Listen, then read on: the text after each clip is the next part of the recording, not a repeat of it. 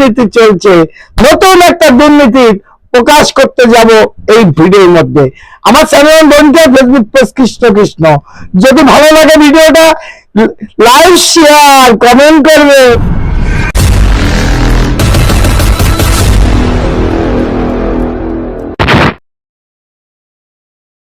আপনারা জানেন জীবনে আমি কোনো অন্যায়কে কোনোদিন প্রশ্রয় দিইনি। 26,000 যোগ্য শিক্ষক শিক্ষিকা আমাদের মানবিক মুখ্যমন্ত্রী আমাদেরকে এই সভায় আসার জন্য আহ্বান করেছেন।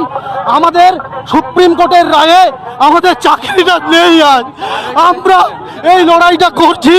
আমাদেরকে মুখ্যমন্ত্রী ডেকেছেন সভায় আসার জন্য, আমরা এই সভায় এসেছি, কিন্তু এখানে এসে দেখি আমাদেরকে একটা করে কার্ডের ব্যবস্থা করা হয়েছে, যে কার্ডগুলো আমাদেরকে দেওয়া হয়নি, টাকার বিনিময়ে সেই কার্ডগুলোকে বিক্রি করে দেওয়া হয়েছে। নমস্কার নমস্কার দাদা ভাইরা, কেমন আছেন? আশা করি সকলের আশীর্বাদে আপনারা ভালো আছেন, কারণ ভালো থাকা কাম্য। আমরা যে রাজ্যে বসবাস করি পশ্চিম বাংলা, এখানে আমরা ভালো থাকবো না সেটা তো হতেই পারে না। অবশ্যই মমতাময়ী মা যেখানে মুখ্যমন্ত্রী, আমরা কেন ভালো থাকবো না? তাই ভালো থাকার কিছু পরিচয় নিয়ে, কিছু গল্প নিয়ে, কিছু প্রশ্ন উত্তর ছুড়ে দিতে আমার এই ভিডিওটা দেখুন। ভিডিওটা দেখলে পরে আপনারা আমি যে আলোচনাটা করছি অবশ্যই অবশ্যই এই আলোচনার মধ্যে আপনারা সারমর্ম বুঝতে পারবেন। কারণ আমরা জানি পশ্চিমবাংলায় আমরা যারা বিতাড়িত হয়েছি, অপমান হয়েছি, সারে জায়গায় যে দুর্নীতি চলছে, নতুন একটা দুর্নীতি প্রকাশ করতে যাব এই ভিডিওর মধ্যে। আমার চ্যানেল বন্ধু ফেসবুক পেজ কৃষ্ণ কৃষ্ণ, যদি ভালো লাগে ভিডিওটা লাইক শেয়ার কমেন্ট করবেন। একটু আশীর্বাদ তো চাইতেই পারি, অবশ্যই আশীর্বাদ করুন। চলেন কথা না বাড়িয়ে শুরু করা যাক ভিডিওটা। বিহারে কি হয়েছে, রাজস্থানে কি হয়েছে, ইউপিতে কি হয়েছে? সিপিএম এর আমলে চিরকুট দিয়ে চাকরি হয়েছে এবং বিজেপি রাজ্যেও হয়েছে। অস্বীকার করতে পারবেন না, বাংলার ট্যালেন্টকে আপনারা ভয় পান। কাজেই আজকে আমি এ কথা বলতে এসেছি, দুটো ভাগ এই পর্যায়ের, একটা যোগ্য আর একটা অযোগ্য।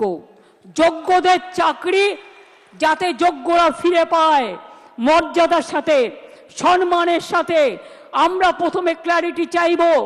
যদি ক্ল্যারিটি সুপ্রিম কোর্ট ক্লিয়ার করে দেয় আমরা সকলে গ্রেটফুল থাকব, আর যদি না করে তখন আমাদের রাস্তা থেকেই আমরা রাস্তা বের করে নিয়ে আপনাদের পাশে দাঁড়াবো, যাতে আপনাদের কোনো অসুবিধে না হয়। 2 মাস সাফার করলে 20 বছর সাফার করতে হবে না, আর ওই 2 মাসও পুষিয়ে দেবো। এটা মনে রাখবেন, আমার জীবনে কথা মানে কথা। আমি যদি কাউকে কথা দিই আমি লাস্ট পর্যন্ত সেই কাজটা করে দেখাই। এই যোগ্য টিচারদের চাকরি যাতে কোনোভাবে না যায়। যদি বলে তোমাকে 2 মাসে প্রসেস করতে হবে, আপনাদের তো কেউ চাকরি টার্মিনেট করেনি এখনো পর্যন্ত, করেছে কি? কোনো নোটিশ পেয়েছেন? আপনার বিরুদ্ধে দুর্নীতি না যদি প্রমাণ করতে পারে তো কি আপনাকে কেউ যেতে বারণ করেছে? যান না, আপনি আপনার কাজ করুন না। আপনার কাজ কে বারণ করেছে? আপনারা বাচ্চাদের শিক্ষা দেবেন না, আপনারা বাচ্চাদের পড়াবেন না, আপনারা স্কুলগুলোতে ক্লাস করবেন না। হ্যাঁ, তখন যদি সুপ্রিম ভলেন্টারিলি সার্ভিস কিন্তু সবাই দিতে পারে, সেখানে কিন্তু আটকাবার কোনো জায়গা নেই কারো। সেখানে কি করে আপনাদের চলবে? ধরুন ধরে নিলাম ওরা করলো না, বলল না হবে না, তখন আমি কি করব? তখন আমি এডুকেশন ডিপার্টমেন্টকে রিকোয়েস্ট করতে পারি। কি রিকোয়েস্ট?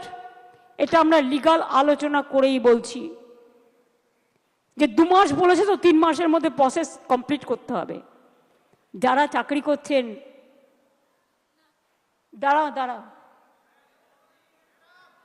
আরে ভাই আমি মাইনাসটা তো বলে রাখবো। ধরুন যদি না করে সুপ্রিম কোর্ট, তাহলেও মনে রাখবেন অল্টারনেটিভ যা করার আমরা করব। এবং সেক্ষেত্রে আপনারা যাতে আবার চাকরি ফিরে পান তার ব্যবস্থা প্রসেসের মধ্যে দিয়েই 2 মাসের মধ্যেই কমপ্লিট হবে এবং আপনাদের চাকরি ব্রেক হবে না, কারণ আপনার এক্সপিরিয়েন্স এবং অ্যাডিশনাল কনসেশন আপনারা পাবেন যারা 10 বছর ধরে চাকরি করছেন। এটা মাথায় রাখবেন। এই কথাবার্তা শুনে আমার কেমন লেগেছে জানেন না, বাংলা মানুষের কেমন লেগেছে জানি না। যারা আইনের লোক, প্রশাসনের লোক, তারা এইভাবে একটা সুপ্রিম কোর্টের পরে যে রায়টা হয়েছে সেই রায়ের বিরুদ্ধে কিভাবে কথা বলে জানি না, কিন্তু দোষীদের পক্ষে নিজে দাঁড়িয়েছে। কারণ যদি না দাঁড়ানো হয়, উনার দলের যে নেতা গোতারা চাকরি বেঁচে খাইছে তাদের তো আর রিয়াদ হবে না। তার জন্য সেই নেতাগুতাকে বাঁচানোর জন্য আজকে যে মিটিংটা হলো সেখানে 26,000কে নিয়ে মিটিং করার কথা ছিল, কেন 7,000? প্রশ্ন তো রাখতেই পারি, কেন 7,000? সেই কথার মানেটা আমি বলছি যে 7,000 ডিভিশন বেঞ্চে বলে দিল এরা দুর্নীতিগ্রস্ত, সেই 7,000কে নিয়ে পাশে দাঁড়ালো কিনা জানি না। কিন্তু আমার প্রশ্ন আছে যে আপনি যেটা করলেন সেটা ঠিক না। একটা বছর ধরে আপনি যেখানে যোগ্য অযোগ্যকে আলাদা করতে পারলেন না, তাদের নিয়ে আপনি এখন কেন এই কথা বলছেন?